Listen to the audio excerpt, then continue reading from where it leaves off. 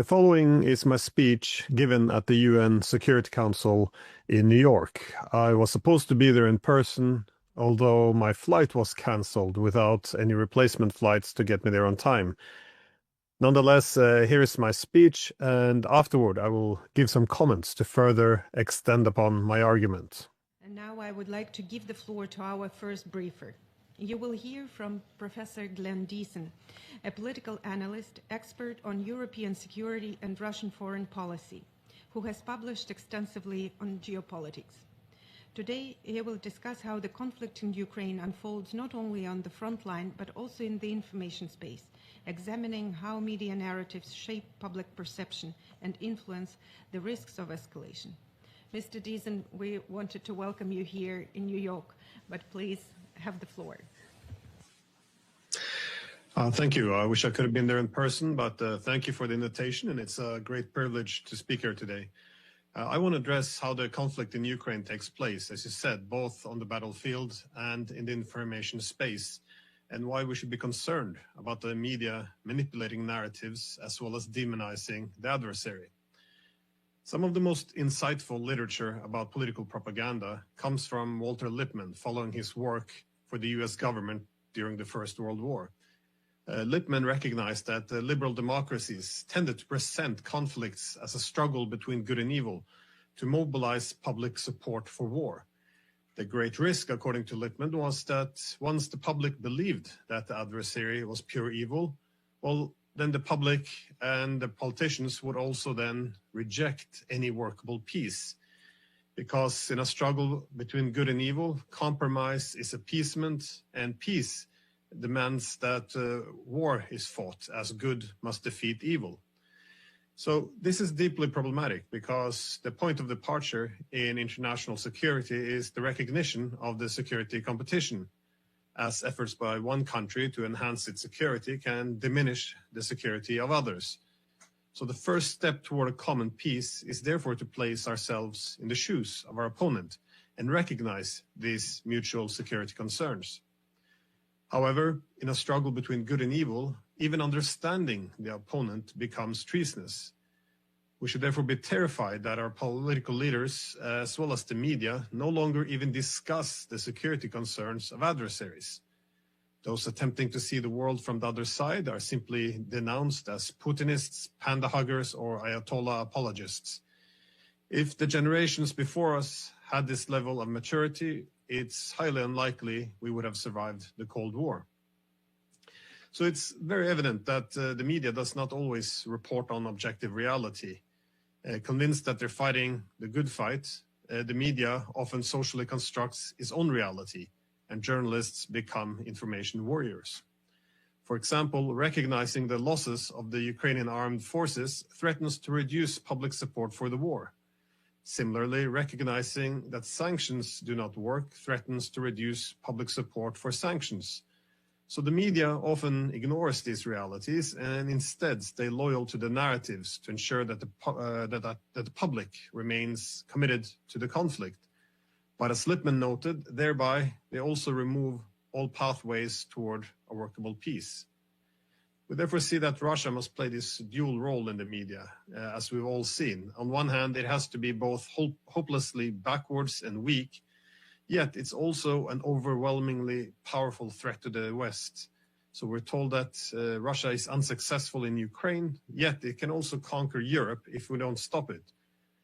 This is intended to communicate to the Western public that the adversary is very dangerous, yet also reassure the public that Russia can easily be defeated if we just keep the war going. So the foundational narrative in the media during this conflict has been the so-called unprovoked invasion by Russia. This is an important narrative because it implies that Russia is an expansionist and imperialist power, as opposed to responding to security threats. There is no debates about the narrative of an unprovoked invasion in the media, and any challenge to this narrative is usually smeared and censored for allegedly legitimizing the invasion. And I say that the unprovoked invasion narrative is dangerous because it implies that any compromise is appeasement that rewards the aggressor, which then incentivizes further aggression. Thus, we're told that peace demands supplying weapons to elevate the costs. Now, as with any other conflict after the Cold War, we see that the media describe the opponents as yet another reincarnation of Hitler to remind the public that war is peace and diplomacy is appeasement. Or as the former NATO Secretary General argued, the weapons are the path to peace.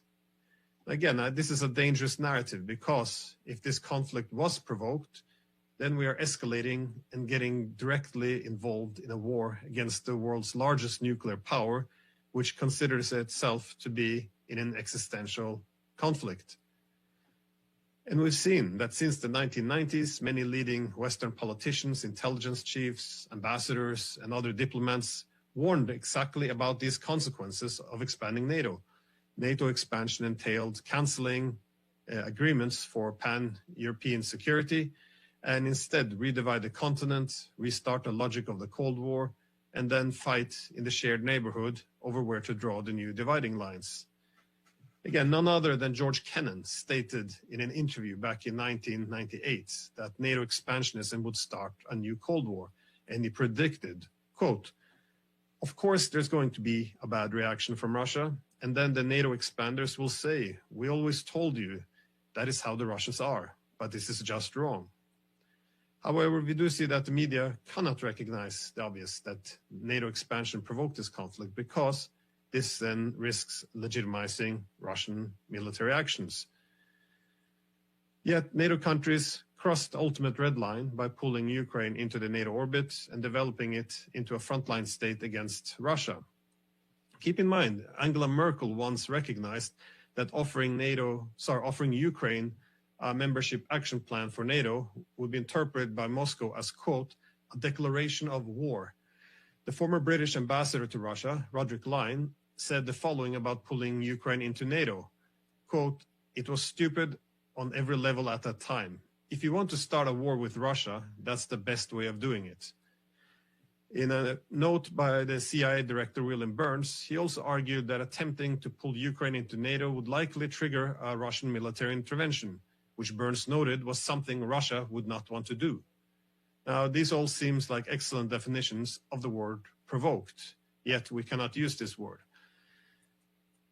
And in February of 2014, NATO countries nonetheless backed a coup to pull Ukraine into the NATO orbit. Our media nonetheless sold the coup as a democratic revolution.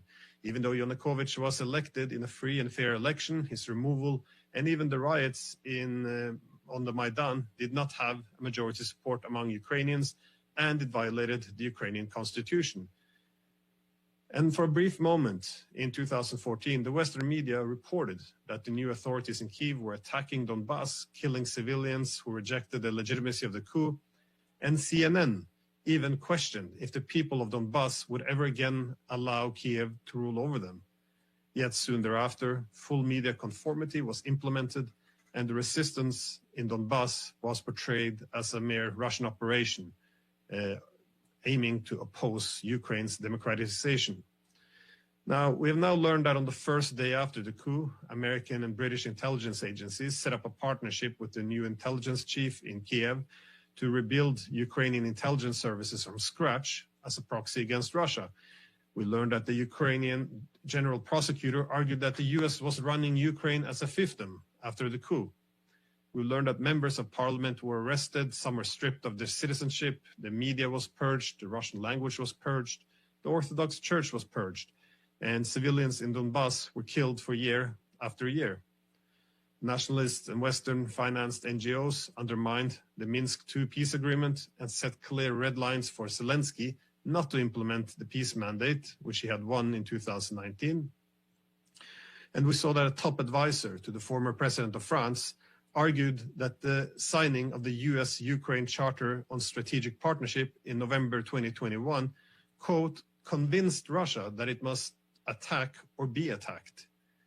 I think it's safe to say that had Russia or China done any of these things, say in Mexico, we would have surely have defined it as provocative. Yet we can't do this in our media. So to sell the story of a Russian war of conquest, the media from day one promoted the notion of a full-scaled invasion, suggesting that Russia uses full military might to conquer Ukraine, as opposed to forcing Ukraine to restore its neutrality. And for this reason, we see that the media, they can't inform the public that the low Russian troop levels and initial actions were completely inconsistent with conquest. Rather, it indicated the intention of keeping Ukraine out of NATO. The media can't inform the public that on the first day of the invasion, Zelensky confirmed that they had been contacted by Moscow to discuss peace negotiations based on Ukraine not joining NATO, which Zelensky agreed to. The media can't inform the public about how Zelensky himself said in March of 2022, quote, "There are those in the West who don't mind a long war because this would mean exhausting Russia, even if this means the demise of Ukraine and comes at the cost of Ukrainian lives."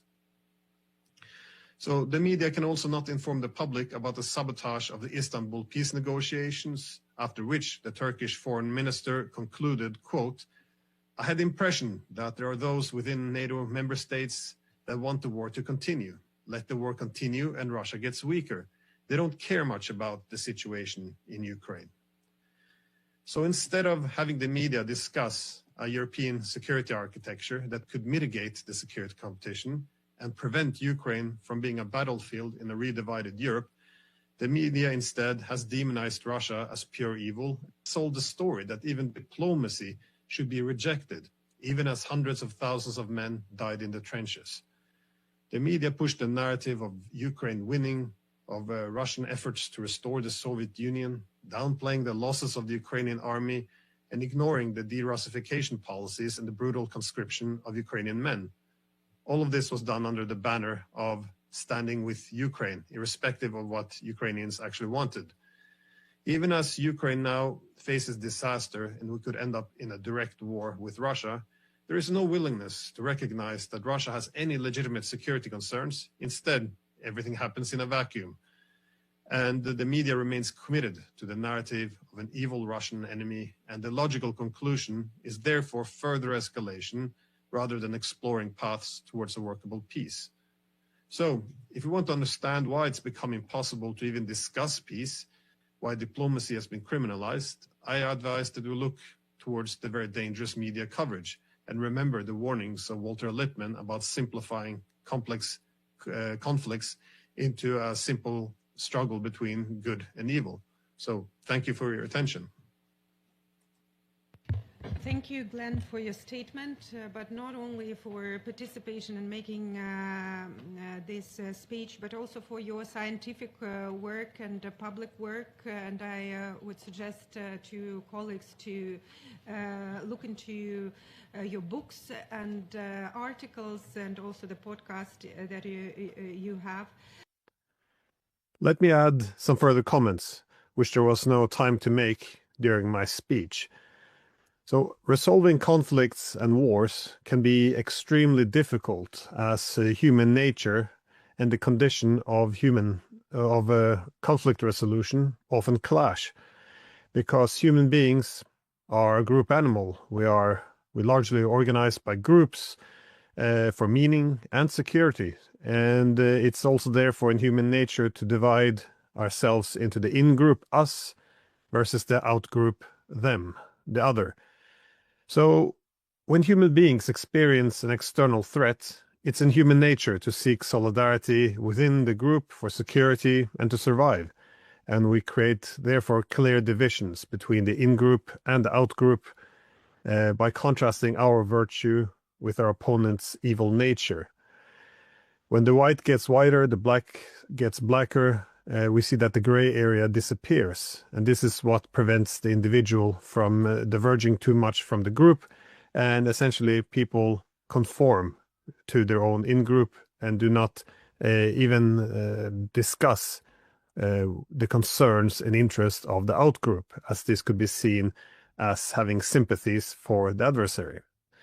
Now, this is an instinct in human nature which can be exploited further by political propaganda. And indeed, political propaganda is largely organized around developing the stereotypes for the in-group versus the out-group. And all the complexities of a conflict is simplified into a mere struggle between the good guys and the bad guys. So this is human nature. The problem is this framing prevents conflict resolution because, as I said in my speech, the point of departure in international security is to reduce the security competition. And to do so, we have to recognize the security concerns of the opponent, especially when you're fighting a nuclear power that considers itself to be facing an existential threat and fighting a war for survival. Now, a key case study has been the First World War, when the US government presented Germany as pure evil in order to mobilize a reluctant public for war. Now, this then was sold to the public as the war against the ultimate evil, a dehumanized German adversary. This was the war that would, quote, be the war to end all wars. It was the war to make the world safe for democracies. Essentially, with such a framing, only total victory can create peace. And here is why people like Walter Lippmann went from being, well, to a large extent, supporters of the use of propaganda to becoming critics, because it resulted in ignoring possible diplomatic solutions to end the war, workable peace, as Lippmann framed it. And even after Germany had been defeated, we saw that this prevented a lasting peace, because when you fight pure evil, you can't restore a balance of power, such as was done with bringing France, giving it a seat around the table after the Napoleonic War. Instead, we saw that the Germans had to be properly defeated. It was given a humiliating defeat after the First World War, and it was also a defeat which was intended to keep Germany permanently weak. And as we later learned, this set the conditions for another world war. So while it might seem very patriotic to present the adversary as pure evil in order to signal loyalty to the in-group, it definitely goes against our own interest to the extent it undermines the ability to create a permanent peace. Now, let me quote some of the work of Raymond Aron, who famously warned in the 1962 about dividing states into good and evil. He wrote, quote, "Idealistic diplomacy slips often into fanaticism. It divides states into good and evil, into peace-loving and bellicose. It envisions a permanent peace by the punishment of the latter and the triumph of the former. The idealist, believing he has broken with power politics, exaggerates its crime." Now, this has also been my main concern after the Cold War, when the West established itself as a collective hegemon and it insisted it was a force for good. All conflicts were then framed as being liberal democracies versus authoritarians, which is a nice placeholder for good guys versus bad guys. Indeed, after I gave my speech there at the UN Security Council, some critical comments predictably came from the European delegations. And to summarize, this was essentially me making excuses for Russia. The West is not the problem, and the decision of going to war was solely made by Russia. In other words, the entire assessment is, what are you saying? Which narratives are you pushing? The only way they are assessed is, are you legitimizing us or them? But my point is, this is not about taking one side or the other. It's about the inability to even discuss security concerns of our opponents. And this is necessary. To take the security concerns of our opponents into account is required to predict their reactions and thus calibrate our foreign policy accordingly in order to maximize our security. Because it's very hard to convince anyone that the policies we have pushed now have enhanced our security or done anything good for Ukraine. There's also this assumption that the West does not actually do propaganda, because the West consists of liberal democracies, and propaganda is what authoritarian states do. Now, this is an amazing a demonstration of propaganda itself, because propaganda used to be considered a normal statecraft. People would refer to themselves as propagandists, and it only became a dirty word as the Germans used it in the 1930s. Edward Bernays, which is considered to be the main author of the initial literature on political propaganda, therefore contributed to essentially rebrand it as public relations, because what our adversaries do is propaganda, what we do is public relations. And this is to a large extent what propaganda also does. It changes the language to convince the public, as opposed to using rational arguments. So we create one set of language for what we do versus another for what our adversaries are doing. Again, it helps to boost the legitimacy of the in-group and delegitimize the out-group, which is good for internal solidarity, but terrible for resolving conflicts if we can't even compare our policies with our opponents. Now, it can also be said that there was a near complete consensus among the original scholars on political propaganda a century ago that liberal democracies were actually more reliant on propaganda. Because when sovereignty is transferred to the people, it would then become more necessary to manage the masses. From Edward Bernays, Walter Lippmann, this was not a controversial statement. Indeed, there was a clear correlation between expanding the voting rights and the need to simplify political discourse to present conflicts as the complexity of politics as a simple struggle between good and evil. We saw this correlation as it became more challenging to manage the masses. And even during the Cold War, it was also recognized by many scholars that the US and the UK had more efficient propaganda, because a key component of propaganda is source credibility. And while the Soviets only relied on state apparatus and everyone could see who was delivering the messages, for the British and the Americans, they could then, whitewash or siphon their propaganda through non-governmental institutions, private industries, and indeed, this is how propaganda is also done today. We use non-governmental organizations and other institutions to make it sound more credible. And last, let me just say that it's extremely frustrating for an academic like myself, who has for more than 20 years warned against this war we're now seeing in Ukraine, which I've been warning would destroy Ukraine and possibly instigate a direct war between NATO and Russia, which could then develop into a nuclear exchange. In such a scenario, we would all lose.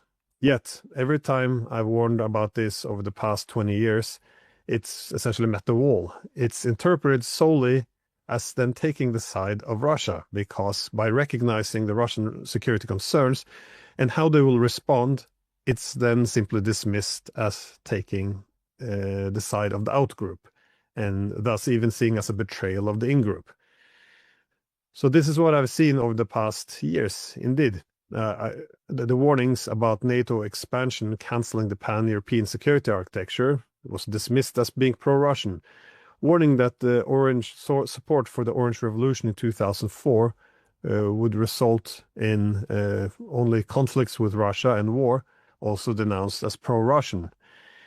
In 2008, when NATO promised to expand NATO to Ukraine and Georgia, even though there was only a small minority of Ukrainians who wanted to join NATO, and knowing that this would likely trigger a war and even possibly breaking Russia, that's why breaking Europe, it was also seen as pro-Russian. In 2014, when NATO countries backed the coup to remake Ukraine into a frontline against Russia, the disaster was already evident. And but this was also seen as pro-Russian, something that could legitimize the opponent.